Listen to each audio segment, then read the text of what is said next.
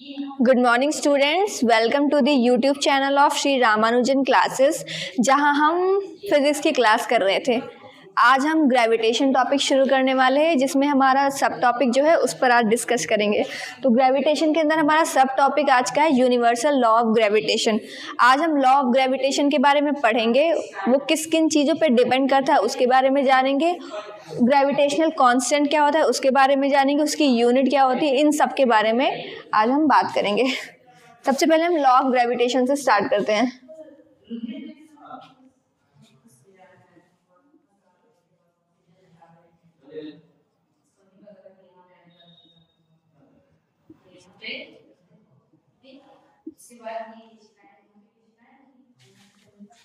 Law of gravitation के अनुसार इस पूरे ब्रह्मांड में जितनी भी चीज़ें हैं, चाहे वो सन मून हो या फिर दो ऑब्जेक्ट्स हो या फिर एक प्लैनेट और सैटेलाइट्स के बीच में हो या फिर सन अर्थ के बीच में हो, अर्थ और मून के बीच में हो, जितनी भी बॉडीज इस यूनिवर्स में होती हैं सभी एक दूसरे को अट्रैक्ट करती हैं एक फोर्स से, जिस फोर्स का नाम है ग्रेविटेशनल फोर्स। वो फोर्स किन किन चीज़ों पर डिपेंड करता है ये हम आज जानेंगे।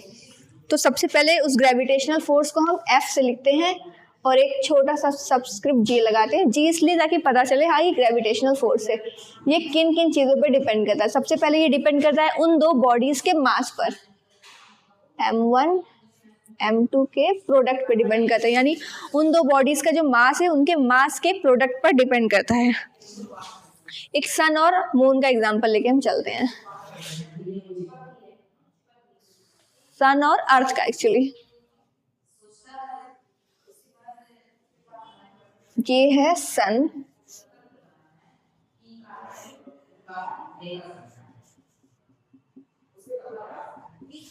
इस सन के चारों ओर रिवॉल्व करती है हमारी अर्थ। अभी ये हम हटा देते हैं। सन का मास हम लेते हैं कैपिटल M और अर्थ का मास हम लेते हैं स्मॉल m, और इनके बीच की जो दूरी है उसे हम r से लिखते हैं। तो लॉ ऑफ ग्रेविटेशन कहता है कि इन दोनों के बीच में जो फोर्स है, सन अर्थ पर जो फोर्स लगाएगा Fg, और सेम ही फोर्स बस अपोजिट डायरेक्शन में अर्थ सन पर लगाएगी, उसे भी हम Fg ही से ही लिखते हैं। ये दोनों फोर्स इनके मास के प्रोडक्ट्स पे डिपेंड करते हैं। तो सन का मास हमने लिया है कैपिटल M और अर्थ का मास हमने लिया है स्मॉल m। इन दोनों के प्रोडक्ट पर डिपेंड करती है या इन दोनों के प्रोडक्ट के डायरेक्टली प्रोपोर्शनल होती है। दूसरा, इनके बीच की जो दूरी होती है उनके इन्वर्सली, उसके स्क्वायर के इन्वर्सली प्रोपोर्शनल होती है, 1/r²। यानी यहाँ से हमें मिला gravitational force is directly proportional to mass of sun into mass of earth divided by उनके बीच की दूरी का स्क्वायर। प्रोपोर्शनैलिटी हटाते हैं तो हम एक कांस्टेंट लगाते हैं, जिस कांस्टेंट को यहाँ बोलते हैं कैपिटल G वापस से वही m small m upon r²। Gravitational force की जो वैल्यू है या मैग्नीट्यूड है वो Gm small m bye r²। अब यहाँ क्वेश्चन आता है ये G क्या होता है, तो G को हम बोलते हैं यूनिवर्सल ग्रेविटेशनल कांस्टेंट।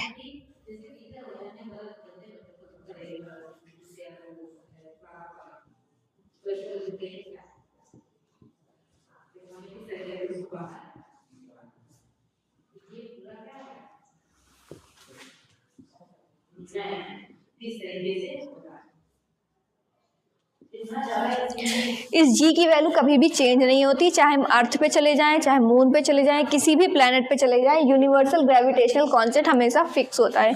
और उसकी जो वैल्यू होती है वो है 6.67 इंटू 10⁻⁻11। इसकी यूनिट हम यहाँ से निकाल सकते हैं। यहाँ से G आएगा F into r² is equal to G capital M small m। G की वैल्यू चाहिए तो हम G को यहीं रहने देते हैं, बाकी सब नीचे ले आते हैं। F r² upon small m capital M।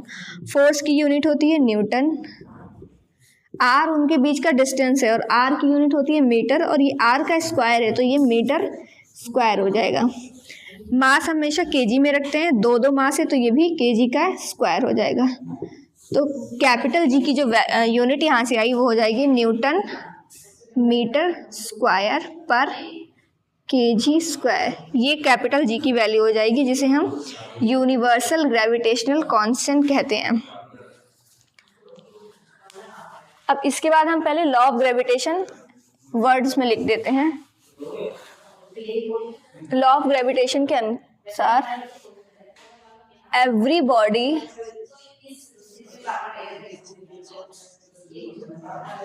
In this universe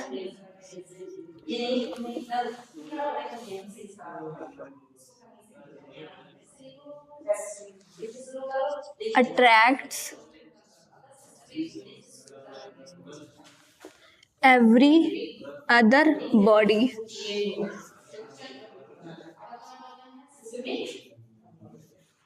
with a force जिसको हम ग्रेविटेशनल फोर्स बोलते हैं Fg, whose magnitude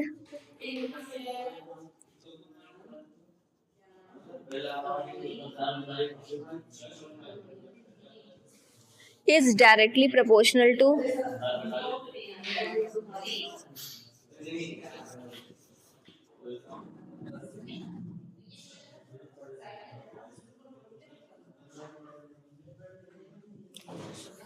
product of the masses of two bodies. उनके मैग्नीट्यूड दोनों बॉडीज के प्रोडक्ट मास के प्रोडक्ट पे डिपेंड करता है, directly proportional to product of the masses of two bodies, और इनवर्सली प्रोपोर्शनल होता था उन दोनों के बीच की जो सेपरेशन है उसके स्क्वायर के, and inversely proportional to the square of the distance